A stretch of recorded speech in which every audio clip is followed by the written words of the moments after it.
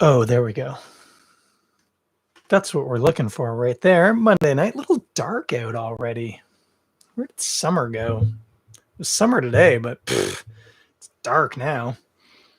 Just fixing the cameras. Oh, got a shaky YouTube cam. There we go. Have I mentioned that I share this office with my daughter? This is her schoolroom now. It's quite something. Can you relate to that, friends? Are your kids all up on your digital devices, messing with things like your YouTube camera and I don't know, other things? You know what happens to me? Every Sunday, I got smart this week and remembered to reboot my computer first thing when I woke up. But every Sunday morning, I do our church service. I produce the service on Zoom. I don't do too much in it, but I make sure the camera's always on the right person. And but because of I don't know what it is my daughter's using for school, but man, it makes my computer very unhappy, and I have to reboot it to shake off all the educational stuff. Anyway, remember to do it first thing this morning, so I wasn't panicking at 9:30, going, "Am I rebooted yet?" So anyway, you didn't need to know that, but guess what? You heard it because welcome to my life. How y'all doing today? Man, what a cracker of a day. If you were in Toronto or surrounding areas, it was summer today. And it's going to be summer for the rest of the week by the look of it, which makes me very happy. It does make me think that a lot of people will question my my beer choice tonight. And that's your prerogative, I suppose. I, for one, think imperial stouts are an anytime kind of beer. Maybe not an anytime, but a lot of people think you can only drink an imperial stout in the winter, and I think those people are crazy and don't know how to have a good time. No offense if that's you, but you're crazy and you don't know how to have a good time. I just completely blanked on what I was going to say. I was going to introduce you to the beer. I'm going to have a sip of what I'm working on right now, though. Oh, that's nice. Not Great Lakes. Don't let the glass fool you.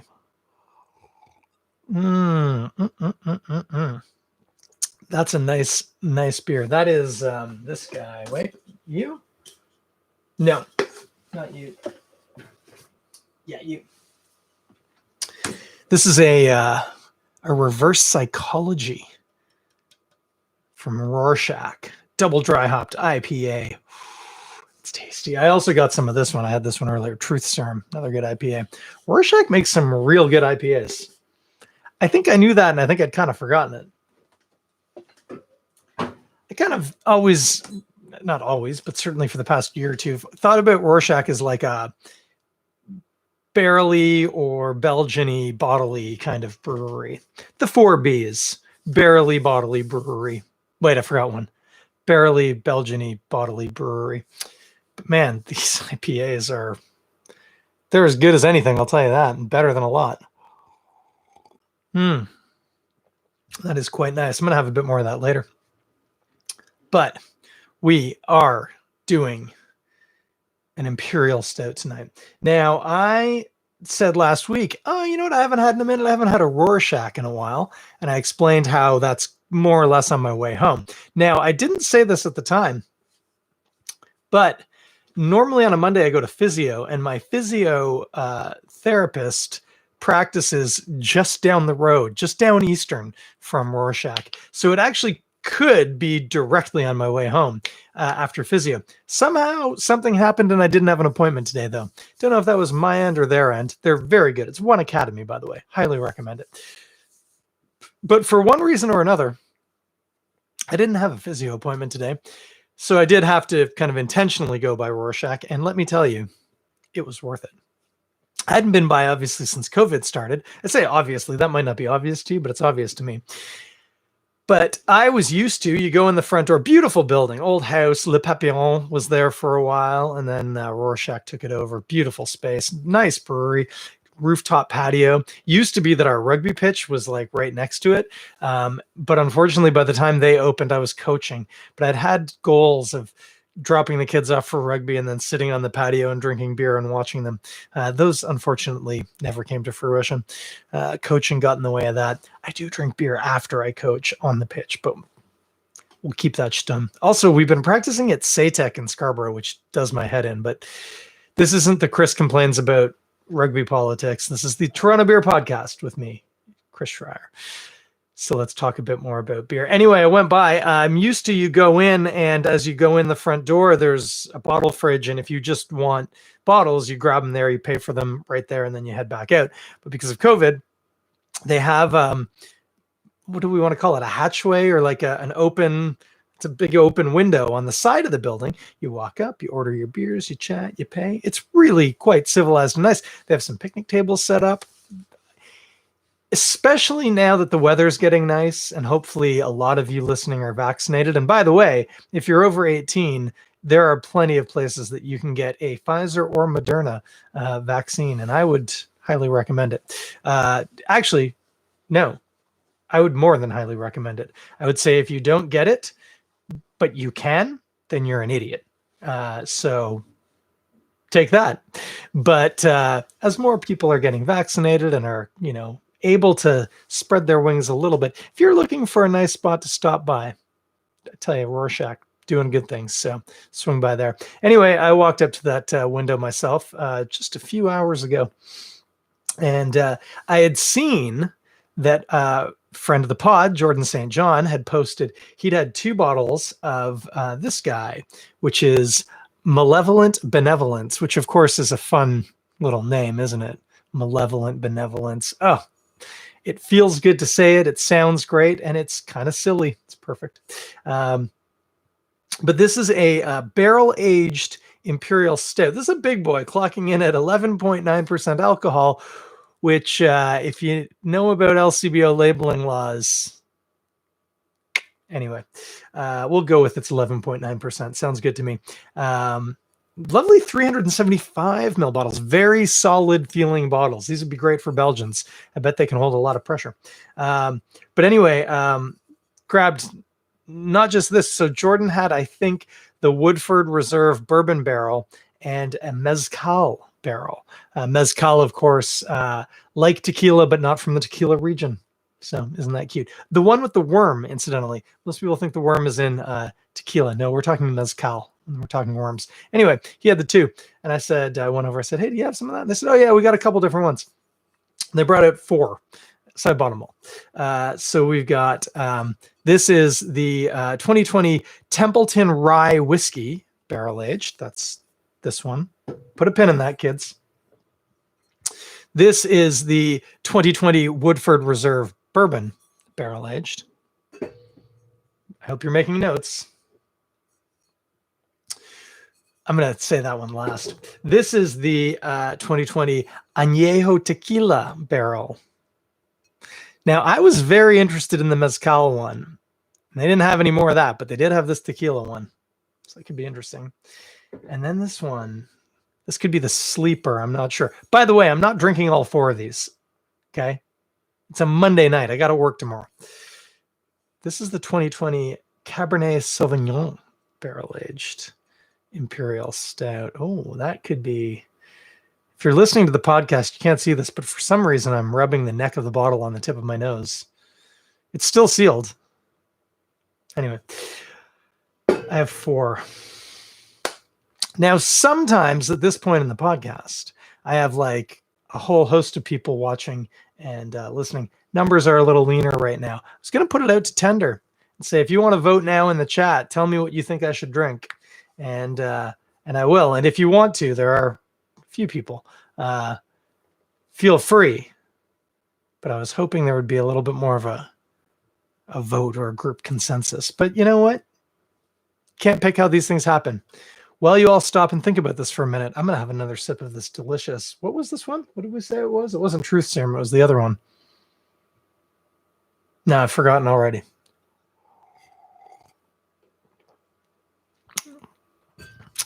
Okay, well, I've only had one vote on one of my my things, and funny enough, it was as if you were listening to me. It was for the tequila, the Añejo.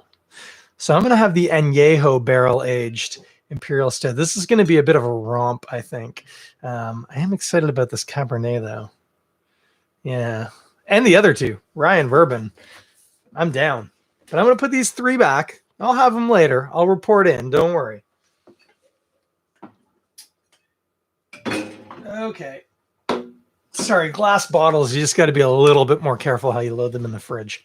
Cans, I don't care. Throw them in there and we'll do what we do. But bottles, I mean, they're durable, but they're still glass. Anyway, hey, what do we got? So Benevolence 2020 Añejo Tequila Barrel Aged.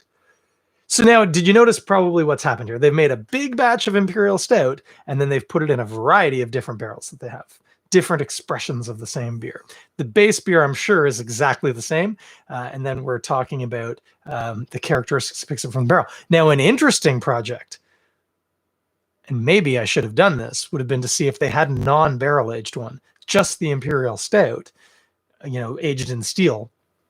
And then I could baseline it. But I can't do that, at least not tonight.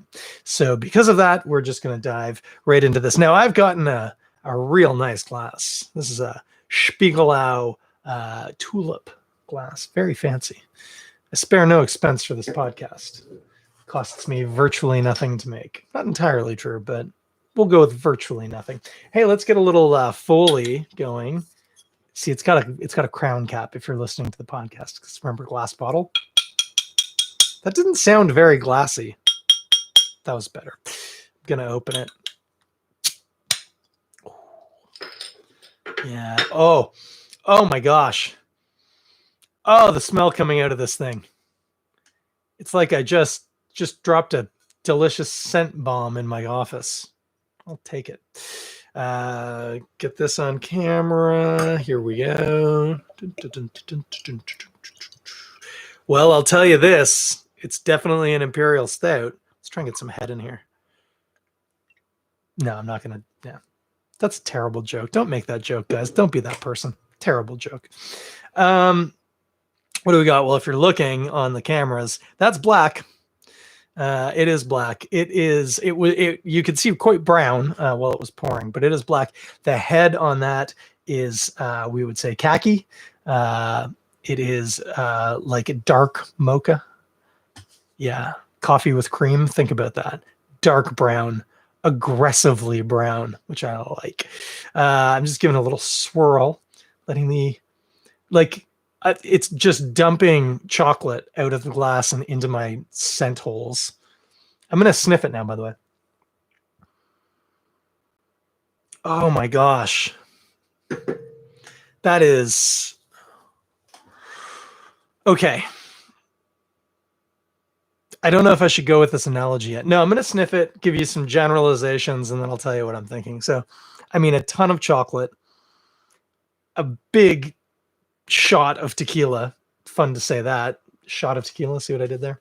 No lime, no lemon, no salt, nothing like that. But tequila for sure. And chocolate, cocoa-y actually. I mean, like very dark chocolate. There's a smoky quality to it, but it's not like smoked malt. It's more like charred wood, if that makes sense. Yeah, it's almost ashy. That doesn't sound super appealing, but work with me on this. It's pretty good. There's a real licoricey note, but I think that's something to do with the way that the malts and the tequila are playing together. I mean, there's a very woody quality to it, an oaky quality. That kind of ties in with that char, though. Oh, dark fruits, too. Like prune. Yeah, jammy, dark, dried fruit. I'm just going to drink it now. I could keep going. I feel like I'm going to keep finding new things out about this beer. This is massive already. I really hope it's not terrible when I taste it, but it's not going to be terrible. They wouldn't release it if it were.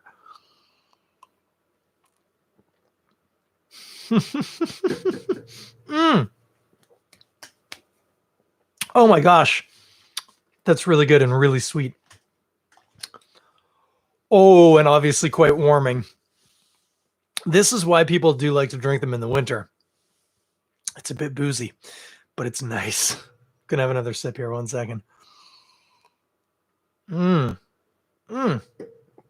Wow. Interestingly, right off the top, the biggest impression flavor-wise on the palate is, all right, Kevin, welcome aboard, buddy, is dark fruit. It's chewy and jammy, unexpectedly. Tons of cocoa, some coffee maybe for sure. Again, a little bit of ashy kind of char, but it tastes more like barrel char than smoked malt. And then, the tequila is there for sure. It's more prevalent on the nose, though, which is interesting. A very agave tequila kind of smell. But on the palate,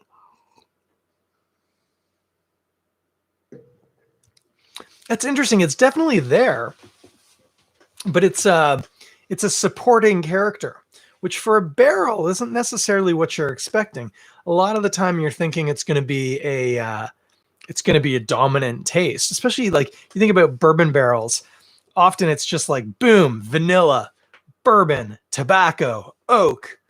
Oh yeah, and there's some beer in here. This one's much more, again, the stout. Although I wonder if some of that fruitiness is like being affected by the tequila and it's kind of bringing it up a bit.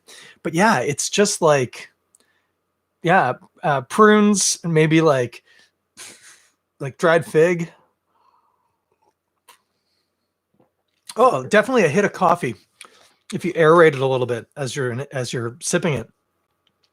And dark chocolate, not milk, but very cocoa-y chocolate. Also not like cocoa powder. It's chocolate. There's cocoa butter in there, at least in the taste. Definitely not in the actual beer, or there'd be no head retention. But cocoa-y, bit of chocolate.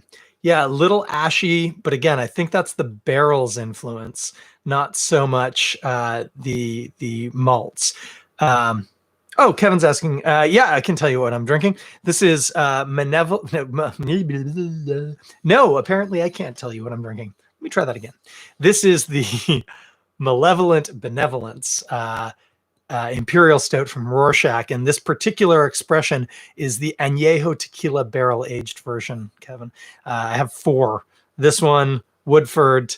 I can't remember who's rye. Another one that's rye. Woodford's bourbon, obviously. Not obviously. I think Woodford does do a full rye. Could be wrong about that. And a Cabernet Sauvignon. Anyway, went with the what did we say this one was? Añejo. Oh, and Beer and a Bozo's here too. Happy days. That's what I'm drinking, and it's blowing my mind. So, if you just were to tell me what's an imperial stout going to taste like, I would say it's going to taste fairly bitter, but the bitterness isn't going to be hop related. It's going to be like dry cocoa-y bitter. There's going to be potentially coffee, chocolate, smoke, burnt sugar. Think like creme brulee topping. And any smokiness or burnt sugary thing, that's from the malt, because black malts like that tend to carry a bit of a smoky taste, right? They're blackened. They are burnt. That's where the color comes from.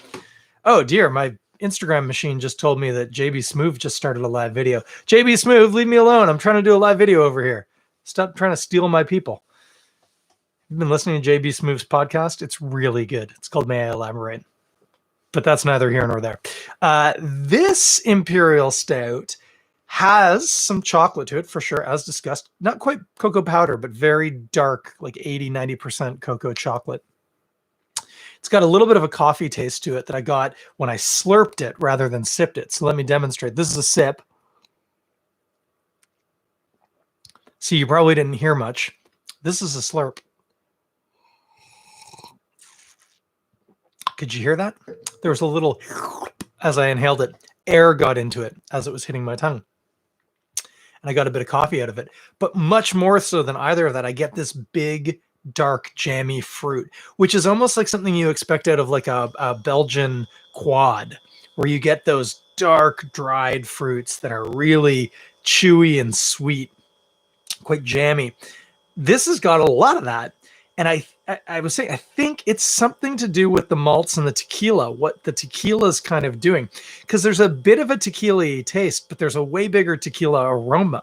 So I think it's almost like maybe it's playing a bit of a trick on my brain.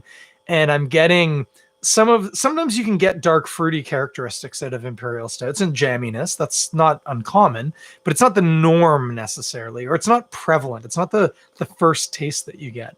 It's normally more of a supporting role. You tend to get more of those roasted barley tastes. But this one's got a really jammy, fruity quality to it that I really like. But it's very surprising. Also, let me have one more sip. Yeah, it's so interesting. Huh. I was going to say also, very sweet. This is a very heavy-bodied, not quite syrupy, but it's a sweet beer. A lot of residual sugar in here for sure. For sure. Like literally my lips are almost a little sticky. Normally we talk about stickiness like that with hops, right? Like, do your teeth squeak? This is sticky, like sugary, like syrupy sticky, but in a really nice way. Don't let that put you off. But this is not this isn't a sitting on the dock crushing some tinnies with the crew. This might be sitting on the dock watching the stars. That'd be nice. Maybe with a little, shall we say, a dried flower arrangement that may or may not catch fire. That's what we'll say. That'd be nice. I'm almost there right now.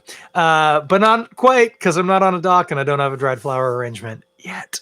Anyway, we save that till after the podcast. It's better for everybody, trust me. Definitely better for me. Almost certainly better for you. Beer and a Bozo says those folks, he means Rorschach, are killing it. Damn, that's what I was saying before you guys got here too. Yeah, killing it. These IPAs are ridiculous. Should have bought more. They had like a triple IPA that I was really tempted to get, but I only had my mail satchel, and I'm pretty limited in how much beer I can carry in it on my bike. So I went with 4 cans and 4 bottles, and that was enough. Shoulder was pretty sore by the time I got home. And my shoulder was sore from hauling worm castings around. Because you needed to know that. Anyway, hey, Anthony, welcome aboard, bud. So that's what we got going down. This beer, I'm going to show it to you again. Malevolent Benevolence from Rorschach. Yeah, Anthony's saying, hey, weed's legal now. We don't need to be so secretive about it. Yeah, no, it's true. We don't. I was thinking last night, total sidebar here, as I was walking with my beloved and my dog down the street towards the lake. And that's when I'll have a little something. And I was having my little joint, and I got to thinking, not so much with the dog now, because I need a hand on the leash, hand on the joint. Might have to pick up some dog excrement at some point. And my wife, she likes a vaporizer, so she's got that. It's sort of a two-handed operation. Pre-dog, I would have taken out. Oh, Polly's here too. Welcome, buddy. I would have taken out a beer in one hand, joint in the other, sat out front, maybe walk down to the lake, look at the moon, something like that. But with the dog, it's hard. I tend to leave the beer at home, deal with that when I get home.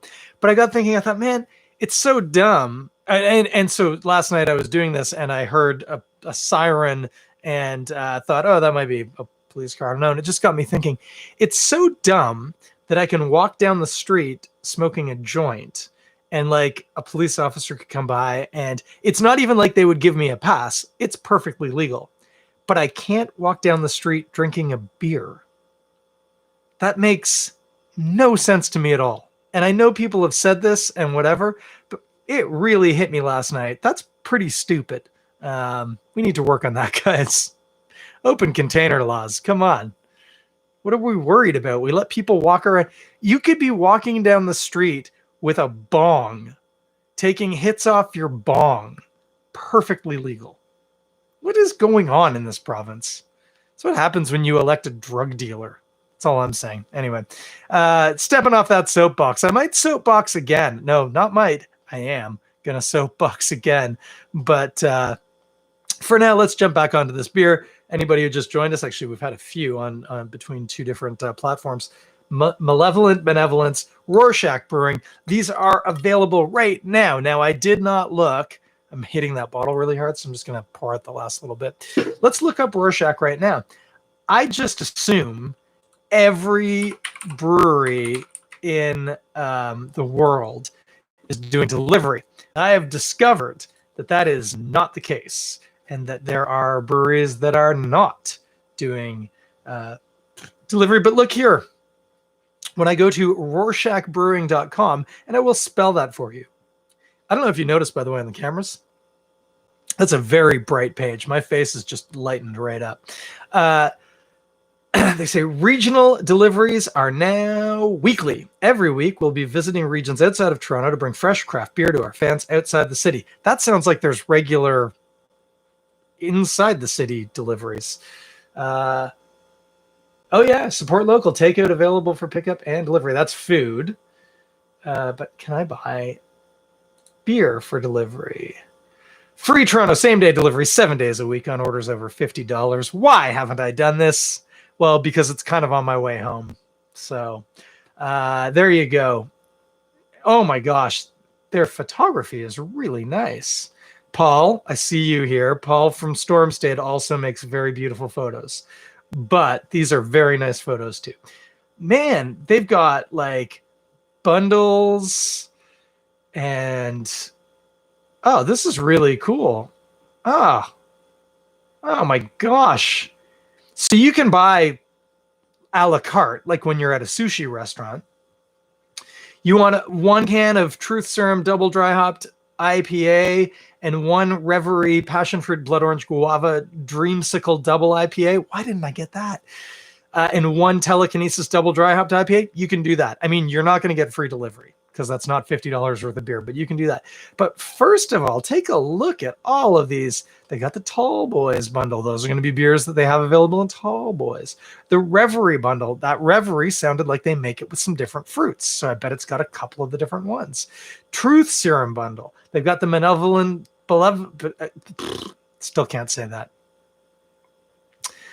Malevolent Benevolence Anniversary Bundle, which, by the way, is sold out. So suck an egg. They do still have bottles available, and I would highly recommend going in and buying them. The Tasting Flight Pack, the Hop Pack. They have a subscription pack. Holy moly, what a great... Rorschach, I'm really sorry I haven't been drawing more attention to what you're doing. This is really fantastic. Okay, what were we saying? Rorschach. By the way, do you know how to spell that? It's Rorschach. That's Rorschach Brewing, spelled the way you expect it to be spelled. As a fellow who's got an SCH in his name that can trip people up, I just wanted to let you know that's how we spell it. Rorschach. That's Rorschach. Some people pronounce it Rorschach. Hey, you do you. I'm not going to judge. Anyway, check them out. Pick up at least some of this Malevolent Benevolence. It's real good. And holy moly, Hedonism Strawberry Pineapple Guava Sorbet Sour IPA. Also, Strawberry Peach Lemonade Sorbet, that's just a different way. Hearsay Hawaiian Punch Super Sour Smoothie. Oh my goodness. Ugh. I could have spent a lot more money there today if I'd had this website sitting in front of me. This is a fantastic beer too. So that's what we're doing. Hey, let's talk about food. And by the way, Beer and a Bozo, I see your question. I'm going to get to it. Let's talk about food. I mean, it's really jammy. Have some banana bread with this. Have some banana bread. Like a nice dark banana loaf, right? Not like the light one where you can see the little black wispy bits from the bananas, but you know, like Starbucks used to do the banana fig loaf, and it was like brown and molassesy and figgy and banana-y. That would be really good with this. That'd be really nice. Fig obviously is going to tie in with the figginess in the beer already. Banana's going to add an interesting fruit layer that will play with that interesting dark jammy layer. That's why they combine the fig and the bread in the first place. Especially if you put a bit of butter on there. I don't know why, but it's better with butter, so just do it. And that'd be really nice. That'd be a good way of doing it. Otherwise, this is a cigar beer. If you are a cigar smoker, bless your soul, and smoke them if you got them, as they say. This would be, I mean, I don't want to get too geeky with you. And to be honest with you, my chops with cigar branding and such, not branding, that's not the right word, varieties and such, not as good as it used to be. If you could get a sort of spicier cigar. I always like a Robusto myself, but you do you. But here's the key. Maybe not a Connecticut shade leaf wrapper, but maybe a Maduro wrapper, right? The darker wrapper, which tends to give you a little bit more earthy quality and a little bit more spiciness on the smoke. That could work really well with this. So if you like that, do that. If that's not your game, totally cool. No judgment here. So that's what we're eating and or drinking and smoking. What are we doing with this? Anyway, we're having a great time. Have this at a campfire in the summer, sitting. I think when most people think about campfires, they think about like cottages and that sort of thing. Campfire on a beach is a really nice thing. So hopefully at some point you can sit on a beach, hear the waves lapping at the shore, the crackle of the fire, the smell of the wood smoke, and sip some of this imperial stout. Real good. And I will say, I always say, imperial stouts, porters, Baltic porters, etc., are a bit of a sleeper in summertime culinary terms in that they work really well with barbecue. This one is going to be a little bit more challenging with that because it's so sweet and it's got that really, really dark fruity thing. Where it could really excel is if instead of doing sort of like a traditional barbecue, like a pulled pork or some ribs or something like that.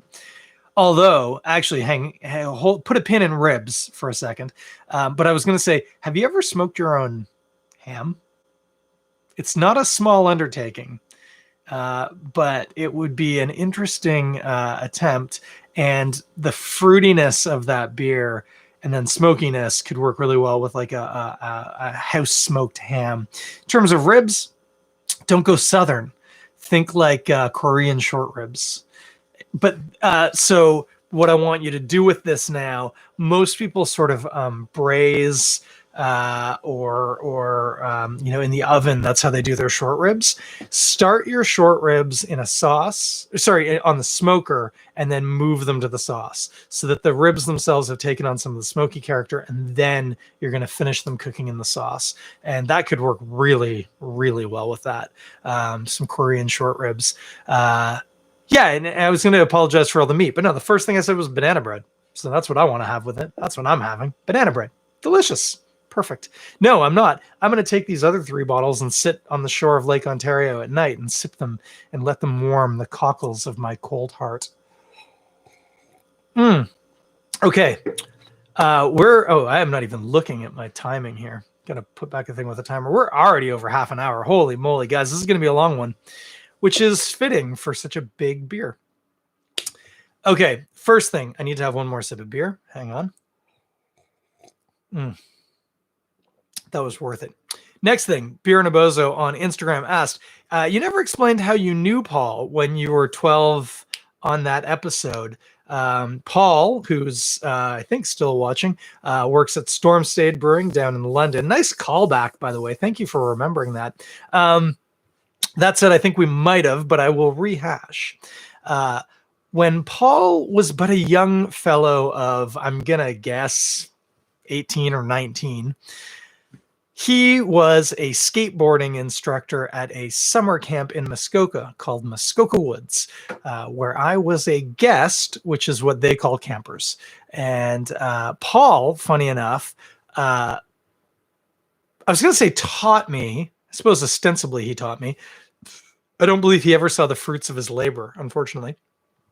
But as a skateboarding instructor, he taught me a variety of things, but the predominant thing that he really was working with me on was a board slide, which is a grind on a skateboard. It's the classic. It's the easiest one. I was doing it on the easiest rail, and I wasn't a particularly coordinated kid, so I wasn't making good headway with that. Suffice to say, with his tutelage in my past, and then a lot of time skateboarding at home, I could board slide, and I could 50-50, and I could sort of 5-0, and I could crooked grind sometimes, but a lot of the time I missed and ended up just doing really lame board slides. And I learned a bunch of things. And then I got old and started hurting myself when I would skateboard. And so I haven't done too much of it since. But every so often there's a kid on a skateboard, and I like to show that I can still at least ollie and kickflip, which is hits and misses, the kickflip. Especially because I'm tending to be in like Blundstones, which are not great for skateboarding. But anyway, that's how Paul and I first met. Paul was a super cool, and I was smitten. Sounds probably a little more sexual than he would feel comfortable with. But as a young fellow, I believe Paul's probably 5 or 6 years older than me. And at that point, as a teenager, he was one of the coolest dudes I probably knew. And that's how we first met. And then I don't know if we ever actually worked together at Muskoka Woods, because I subsequently worked there a bunch of years.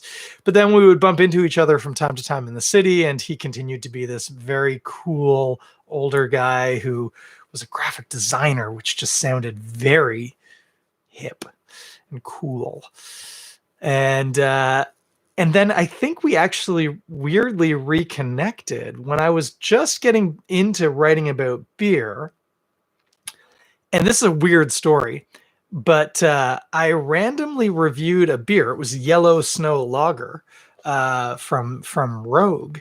And in the post, it was a blog post on torontobeerblog.com, probably still there if you look it up.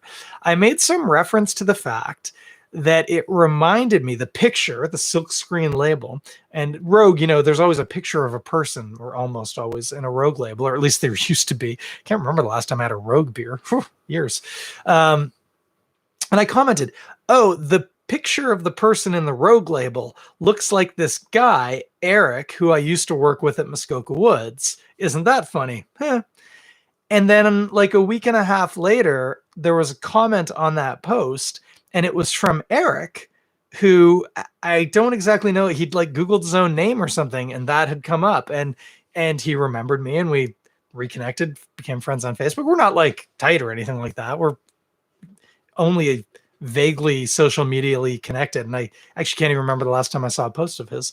But around the same time, Paul also came across the blog and was like, "Oh, isn't this weird? We've both kind of ended up interested in the same thing, which is craft beer." And I thought, oh, that is great. Paul and I have stayed more well connected and chat not quite frequently, but enough.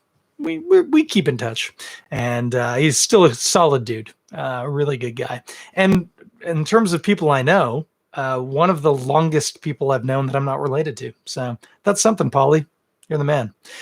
Okay. 37 minutes. Good Lord. This is like I've got somebody I'm interviewing, but I'm not. I'm going to have another sip of beer, and then I'm going to get the soapbox back out. So hang with me. Oh, that's good stuff.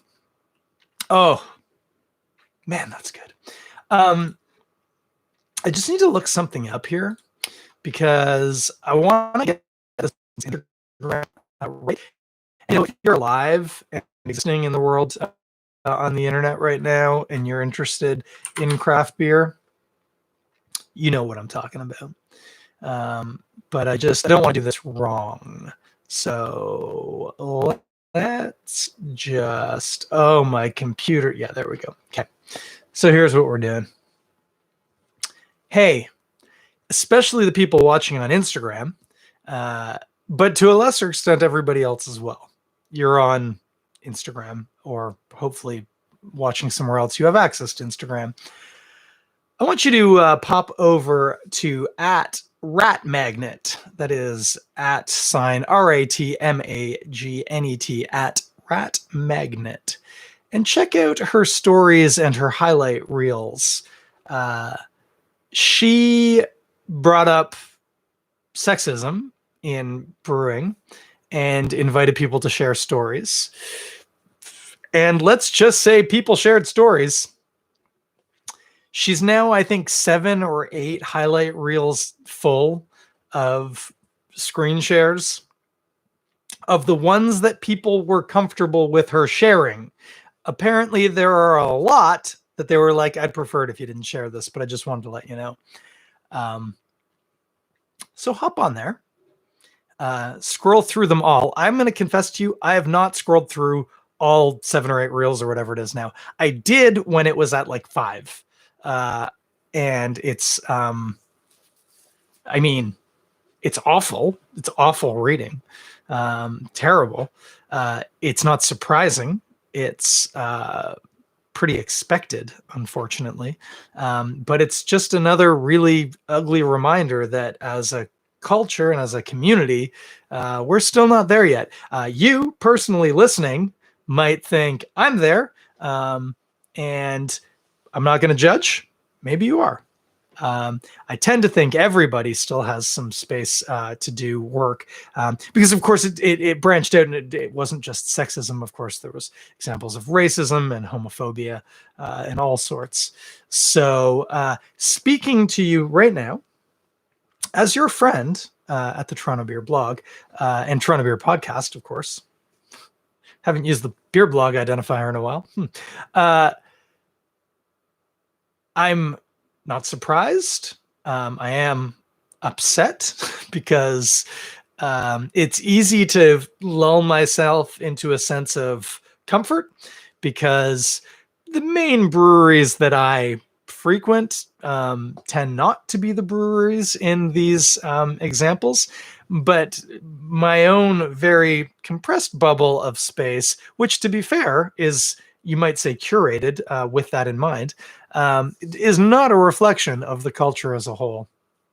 And it is awful to read what women and Black people and LGBTQS people, which, as noted, I identify as, have to endure in just pursuing the love and the passion of beer.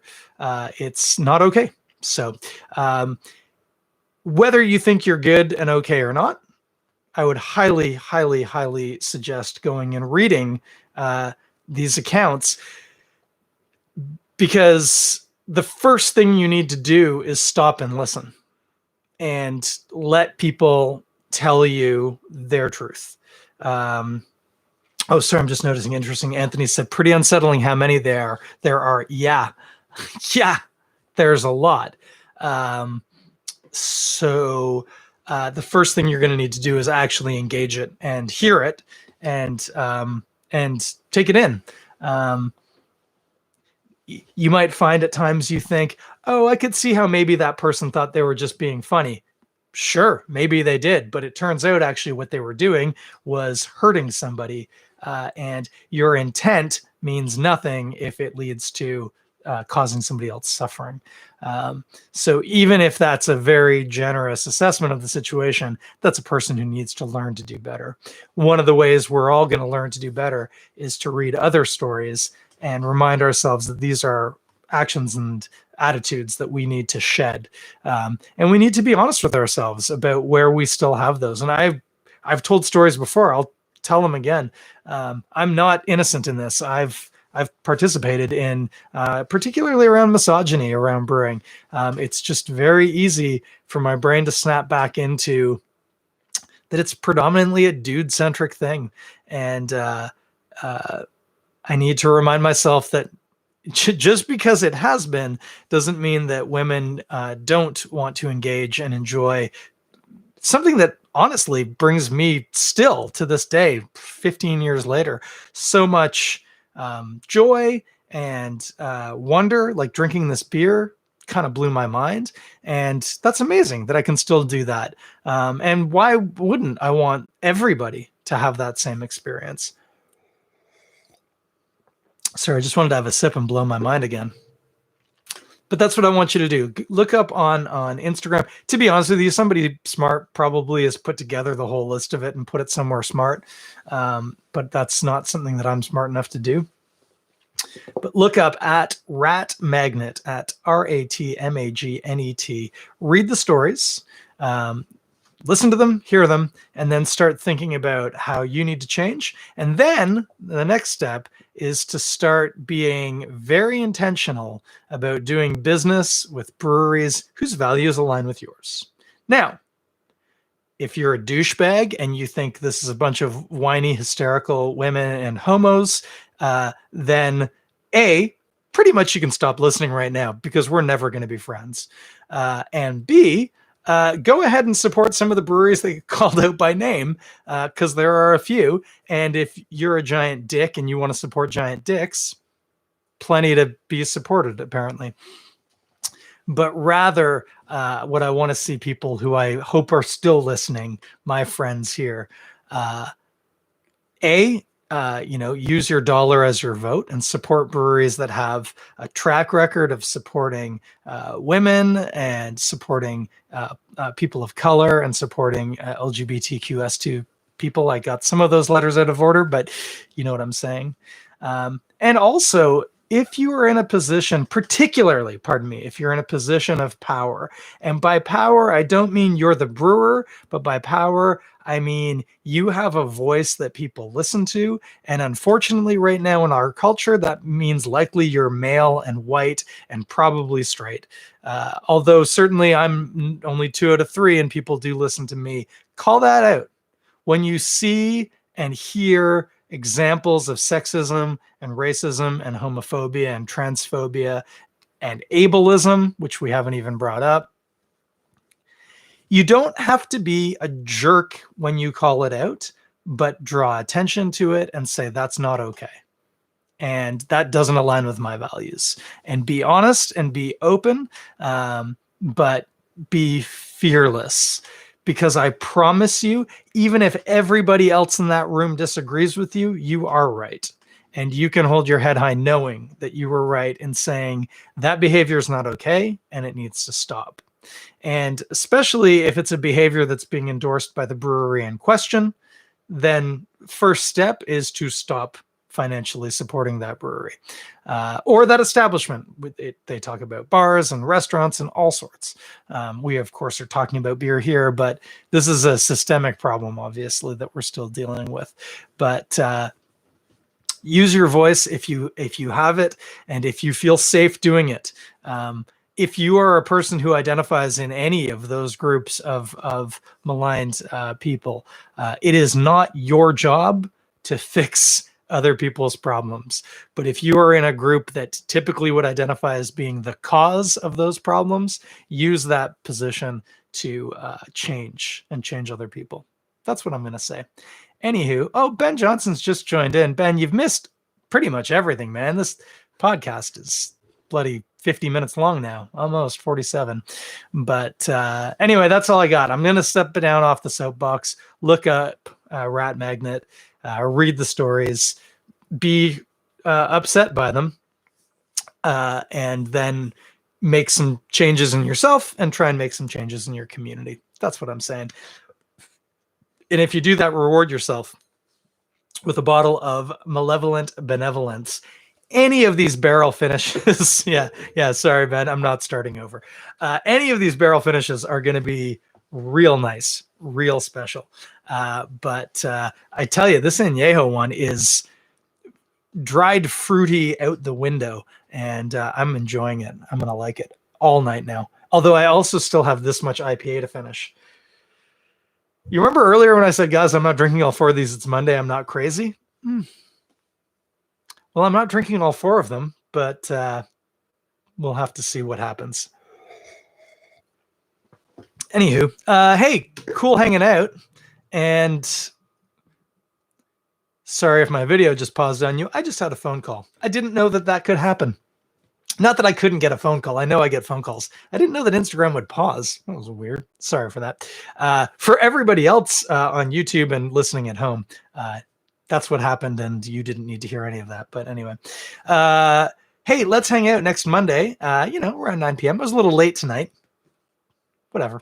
And next Monday, it's Holiday Monday. It's Victoria Day weekend. Maybe I should do an English beer.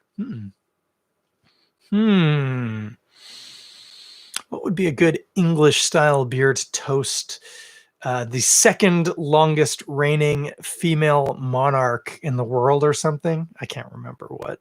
No, second longest reigning British monarch ever. The top 2 are both females. Good for them. And people talk about the patriarchy. Come on, guys, everything's fine. Queen Elizabeth, right? She's got some, I don't know, political value. Obviously, I'm joking. But yeah, maybe I'll do something British. Maybe something from friends of ours whose brewery is located at Mount Pleasant and Eglinton. I'm not saying, I'm just saying. Ben thinks I should drink something expensive and ultimately useless to celebrate the monarchy. I mean, Ben, I think we should have a conversation about this, but that's a funny bit. It's a good bit.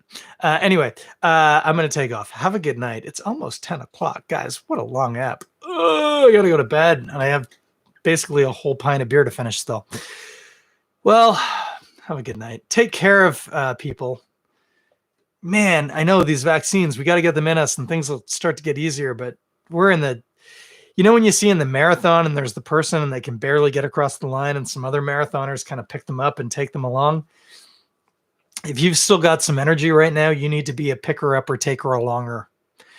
Alternatively, if you're struggling and are dehydrated and possibly suffering from rhabdomyolysis, or however you say that word, let some people come along with you and pick you up. Okay. But seriously, if you're still running, grab the arm of somebody who looks like they're flagging, because we all need a bit of help. And otherwise, be back next Monday drinking something, what did you say, Ben? Expensive and ultimately useless. Well, I think Ron Keefe will have a bone to pick with you about the uselessness, but we could probably do expensive. And we'll talk at you in about 7 days. Have a good night.